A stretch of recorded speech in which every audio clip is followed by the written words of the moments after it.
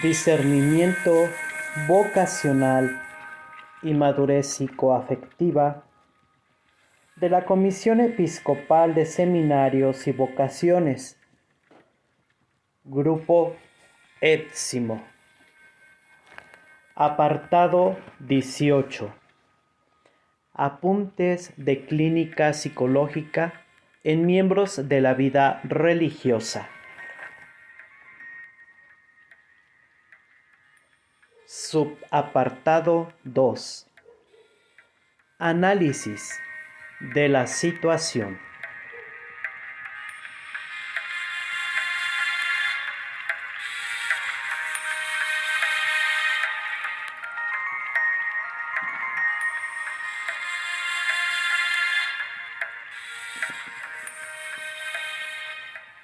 (2.1)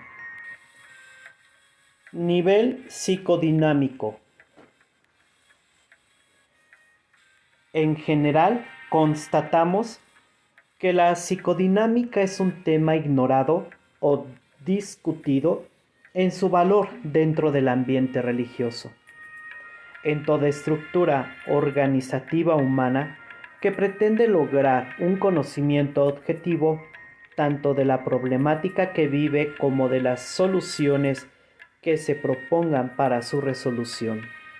La subjetividad del investigador, del trabajador o del miembro de la organización es un factor sumamente importante que debe tomarse en cuenta tanto para evitar interferencias en la tarea como para llegar a una buena realización de la misma. Los elementos subjetivos intervienen inevitablemente en toda acción humana y por lo tanto es necesario conocer las leyes de su funcionamiento. El conocimiento científico de la psicodinámica es requisito para la educación que pueda dársele a la subjetividad para el desarrollo personal y para los medios que puedan proponerse para mejorar las relaciones interpersonales.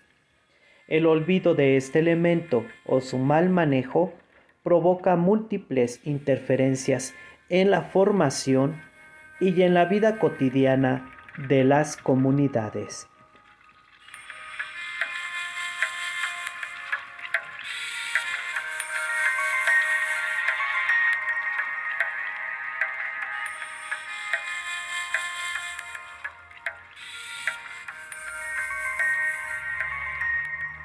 (2.1.1) Distancia entre el afecto y la fe. La vida cristiana se expresa a través del vínculo con Dios y con los hombres. El medio de su desarrollo es un estado permanente de presencia por la oración. Esto supone buscar la integración de todos los aspectos constituyentes del ser humano. El proceso de formación para la vida consagrada supone una comprensión adecuada de lo que implica esta integración del humano. Es necesario conocer la estructura y dinámica de las motivaciones inconscientes, del mismo modo que sus expresiones conscientes y voluntarias, a fin de poder facilitar la transformación de todos estos elementos en el encuentro personal con Cristo. Hacemos así referencia al encuentro de un Cristo total con el total de la persona. Esto es, tanto desde el plano de lo consciente como con el del inconsciente, con las dimensiones de proyecto y con la atracción de un modo de vida que, ejemplificado en Jesús, promueve la consumación de lo humano. En la medida en que existan distancias entre el manejo de la conflictiva interior, el desarrollo psicológico y el crecimiento en la fe, existirán disociaciones de importancia en la vida del sujeto que redundará en problemas para su vida religiosa. El ser humano, desde la perspectiva de los descubrimientos psicoanalíticos, se encuentra encindido en su estructura psíquica. El hombre normal sabe muy poco de sí mismo y de sus motivaciones. Se encuentra regido por los fantasmas de su inconsciente y solo logra, por caminos lentos y dolorosos, reconocer más allá de su autoimagen las razones de su proceder. En este sentido, son invaluables los aportes que pueda brindar el psicoanálisis a la educación y a la formación para la vida consagrada en cuanto instrumento para el autoconocimiento de la persona y promoción de las posibilidades de autorrealización y desarrollo, desde una ética de la palabra, y a través de ella se puede establecer un diálogo liberador que permite tender a una integración paulatina, aunque nunca total, del psiquismo que sería prerequisito para una vivencia de la fe de la Iglesia que aúne el desarrollo personal con el espiritual y que no encubra o enmascare conflictos desconocidos para el sujeto. La distancia entre el afecto y la fe que descubrimos en la clínica psicológica remite a las consecuencias nefastas de una antropología limitada y limitante, de origen netamente pagano, y que en los hechos ha sido el marco teórico de ciertos formadores. En tanto, durante las etapas de selección y de formación no se comprendan y evalúen los dinamismos profundos de la psiquis y siga adoptándose una concepción del hombre limitada a su conciencia, desconociendo lo inconsciente, fuente de las motivaciones, las consecuencias no pueden ser otras que la superposición al título de ideología de una fe de contenidos o de compromisos tan solo intelectualizados. El paciente que vemos en general no establece vínculos claros entre las raíces de su afecto y la opción de su entrega. Cree saber sobre la base de un no saber más amplio. De ahí su autoengaño.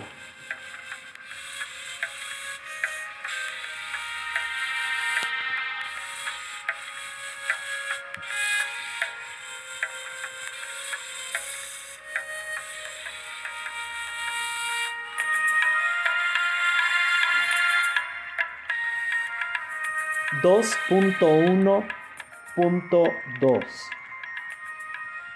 Voluntarismo. Hemos denunciado una lectura voluntarista del Evangelio. Denominamos voluntarismo, en este caso, al manejo intelectualista y legalista de sí mismo y a la puesta en marcha de ciertos procesos defensivos naturales en la persona humana, ante la conmoción que implica el impacto de la palabra. El sujeto puede tener la intención de dejar actuar la palabra en él, pero al no conocer de sí mismo más que un pequeño sector, lo consciente, encuentra modalidades de control para poder subsistir en medio de sus disociaciones. La estructura de la mente incluye vínculos con objetos internos gratificantes o dañinos que operan en una dinámica psicológica más allá del campo consciente, del saber sobre sí mismo. La fe supone esta estructura y la gracia actúa sobre esta base. Debemos concluir que cuanto más proclividad intelectualista y o voluntarista,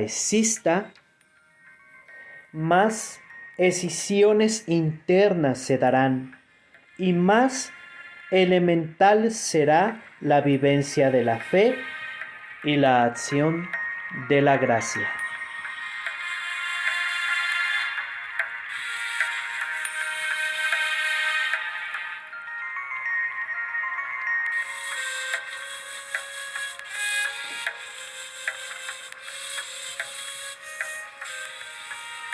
Dos punto 1.3 El narcisismo. En este apartado no solamente hablamos de lo que podría denominarse falta de humildad, sino de estados en los cuales la energía psíquica se vuelca más hacia los objetos interiorizados que generosamente hacia el otro. Es por ende uno de los factores más importantes que se resistan al cambio psicoterapéutico y a la vida espiritual. Muchos años de formación han fomentado la construcción o reafirmación de la imagen de sí mismo como seres especialmente elegidos por Dios, que mezcla elementos maduros sobre la base de procesos primitivos de omnipotencia de la mente. Esta elaboración interna se monta sobre un proceso psicológico ineludible en el ser humano, que es el narcisismo natural de las primeras etapas del desarrollo infantil. Ya San Juan de la Cruz, reconociendo este fenómeno narcisista, sostenía que la soberbia es el primer escollo para el desarrollo de la vida espiritual y que se manifestaba claramente en que el pecado más difícil de confesar no es el de materia grave, sino aquel que hace a la persona quedar mal con la imagen que tiene de sí mismo. En la clínica psicológica sabemos que este es uno de los nudos más fuertes que se oponen a la acción terapéutica. En ciertos pacientes desconcierta la presencia de esta autoimagen narcisista, teñida de contenidos de oblación y servicio al prójimo, que no solo dificulta el inicio del proceso, sino que acompaña todo el trabajo a realizar. La doctora Francois Dolto, inscrita en una perspectiva muy radical, propone que en el mismo Jesús de Nazaret fue un proceso doloroso la pérdida del narcisismo psicológico para descubrir la verdad y responder a la voluntad liberadora del Padre. En un análisis retrospectivo podemos ver que en muchos casos la formación para la vida religiosa promovió un juego psicológico inconsciente, en el cual se permitía el sujeto ocultar al otro las faltas y necesidades que no se toleraban ante la autoimagen de perfección e incluso realizar esto mismo ante la autopercepción de la persona.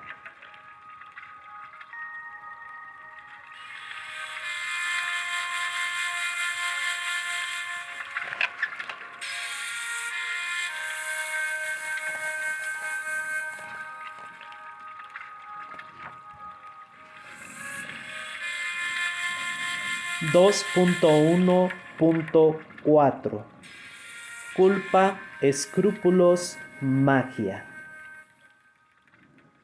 Existe en verdad la culpa ontológica, pero en este caso nos referimos a los fenómenos patológicos de culpa presentes en forma casi universal en los pacientes religiosos. La distancia consigo mismos, con el conocimiento de las motivaciones inconscientes de su conducta, fomentada por una formación parcial de su personalidad en terreno más que propicio para la aparición de síntomas de culpa obsesiva, escrúpulos y pensamiento mágico. El mensaje evangélico, como proposición de adultez humana, invita a realizar un proceso de asunción de la fantasía inconsciente, la superación de la ley y la desmitificación de un Dios fabricado a partir de la proyección de las carencias personales. En la madurez humana no hay lugar para la culpa infantil, aunque ésta se presente bajo el disfraz de ciertos pecados donde ningún moralista encontraría las condiciones de su existencia. No hay lugar para el sojuzgamiento a las leyes que atan al hombre, sino a la ley del amor, con el correlato de responsabilidad por su libertad interior y comunitaria. No hay lugar para el uso mistificante de la divinidad, sino para la relación filial adulta con la voluntad del Padre. No obstante, las irresueltas crisis de desarrollo personal patentes en la consulta psicológica, conflicto de esta índole en los pacientes.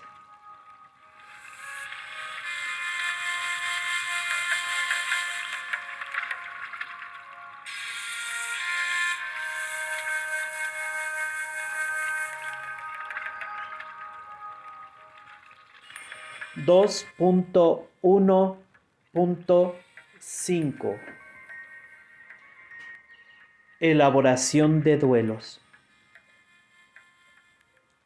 Remitiéndonos a la psicodinámica más frecuente, podemos observar que no se toman en cuenta durante los años de formación los procesos inconscientes de elaboración de los duelos necesarios para el desarrollo personal. Esto conlleva la ausencia de asunción realista de las propias capacidades y limitaciones, a la par que la construcción de una imagen distorsionada de sí mismos. De elaborarse adecuadamente las necesarias pérdidas en historia personal, se da el pasaje de una sexualidad infantil a una sexualidad adulta. Pero en la experiencia clínica vemos que en muchos casos el sujeto se queda en un periodo indefinido de latencia, con las consecuencias que ello trae en la identidad personal. La adecuada elaboración de duelo evita los estancamientos placenteros que se encuentran en los diferentes modos de neurosis y psicosis. En muchos casos vemos que la opción por tomar a Cristo como modelo de identificación ideal del yo se presta a una dramática confusión en la cual el sujeto no se enfrenta a Cristo, sino a su propio narcisismo y a las identificaciones con las propias imagos internas de identificación con los padres infantiles o sus sustitutos. Este proceso lleva a exigencias asfixiantes que culminan en procesos disociativos que intentan dar válvula de escape a la tensión interna. En nuestra experiencia, esta distancia entre las posibilidades del sujeto y la imagen de identificación narcisista, aunado a la dificultad en la elaboración de pérdidas, son fuente permanente de angustia. La conducta del sujeto corresponde las más de las veces a los mensajes implícitos de las expectativas supuestas atribuidas a las imagos narcisistas, cuya pérdida se ha visto impedida por las características de la historia y formación de la persona. No es de extrañar que el correlato espiritual de este fenómeno sea la distorsión de la imagen de Jesús, a quien se lo transforma en una especie de semidios griego absolutamente ajeno al misterio de la encarnación.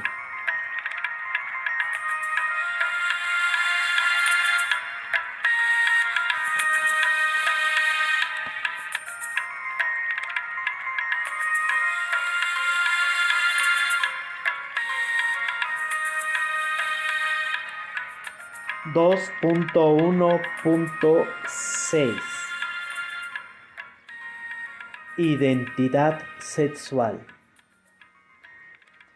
Los problemas de identidad sexual constituyen uno de los temas más frecuentes en la consulta psicológica. En la medida que los procesos de individuación y diferenciación han encontrado obstáculos en la historia personal y de formación del sujeto, las referencias a esta problemática no es de extrañar. No nos referimos a la mala información sexual, que es una situación frecuente, sino a una mala formación en el terreno de la revisión y el análisis personal de la sexualidad. Esto responde a una limitada comprensión por parte de los formadores del lugar, significado y dinámica de la sexualidad en la configuración de la mente y en la interpretación de este impulso en el total de la personalidad del sujeto. La sexualidad constitutiva de la mente requiere ser conocida en sus implicaciones para la formación, así como las vicisitudes del impulso sexual en el desarrollo de la historia personal, tanto en sus manifestaciones conscientes, conductuales, cuanto a la referencia que ello tiene respecto al significado profundo e inconsciente de los mismos. En la práctica clínica descubrimos desde verdaderas perturbaciones que ameritan un tratamiento prolongado y minucioso a pseudoproblemáticas. Una moralidad reglamentarista y centrada en grados es inadecuada para el análisis de la sexualidad, montada sobre el desconocimiento de las mismas estructuras psicológicas, provoca muchas confusiones. La supresión, represión, evitación y culpa son los manejos más habituales de la sexualidad. Se una indiscriminadamente el término sublimación para ocultar los diversos modos represivos o negadores del impulso sexual. Al utilizar mecanismos opresores, presumiblemente para el control y defensa del impulso sexual, todo el desarrollo de la mente se encuentra entorpecido e impedido de alcanzar las etapas de madurez necesarias. La clínica demuestra la aparición de diversas sintomatologías relacionadas con esta área y que se externan tanto en lo corporal como en la conflictiva interna o en los modos de interacción social y comunitaria. La confusión entre ternura y erotización es muy frecuente. Provoca paralizaciones del afecto o miedo a la propia interioridad, negando los sentimientos.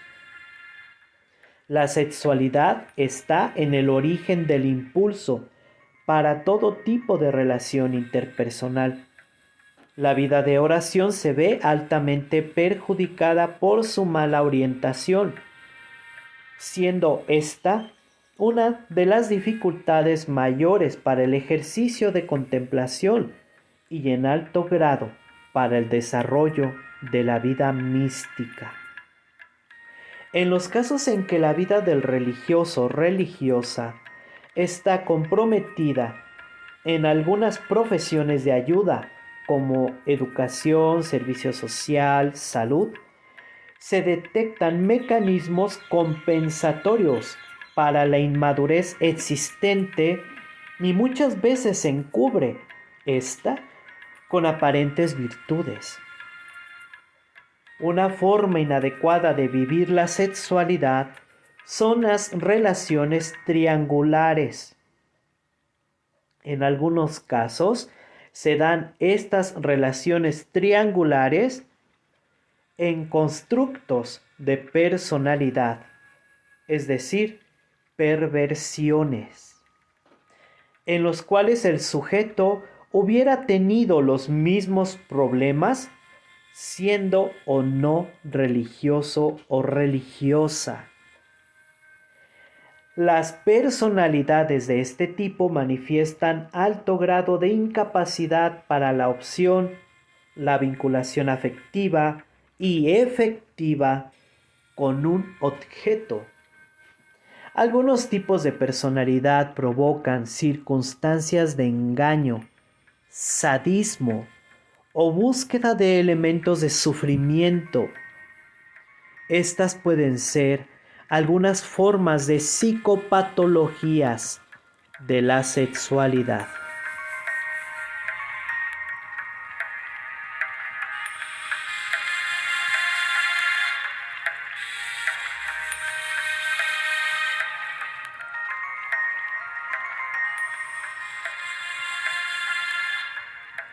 (2.1.7) Imagos parentales. El hombre y la mujer viven las relaciones parentales de diferente manera. Habría que tener en cuenta para un prototipo de relaciones la forma más común de vivir la familia en nuestra sociedad. Cuando existen dificultades para el individuo por los imagos introyectadas, estas también repercutirán dentro de la vida religiosa. El prototipo más común habría que avalarlo con pruebas estadísticas.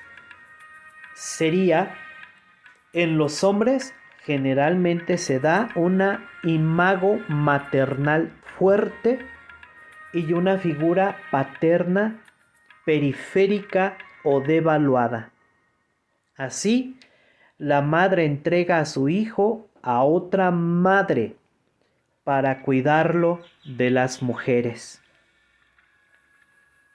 Por otro lado, en la mujer se da una referencia inversa, donde ella tiene mucha cercanía interna a la figura del padre. La mujer busca continuar en la relación con Dios, la relación que no ha sido satisfecha, ya sea por defecto o por exceso. Tanto en un caso como en otro, el papel que juega Dios es el de un padre o madre que no abandona. Otro factor digno de mención es la frecuente falta de identificación y pertenencia respecto a la asociación por la que se ha adoptado. Por ejemplo, no saber internamente si su casa, entre comillas, es la de sus padres o el lugar al que lo destina la organización. Índice de falta de territorio, de arraigo y de encuadre.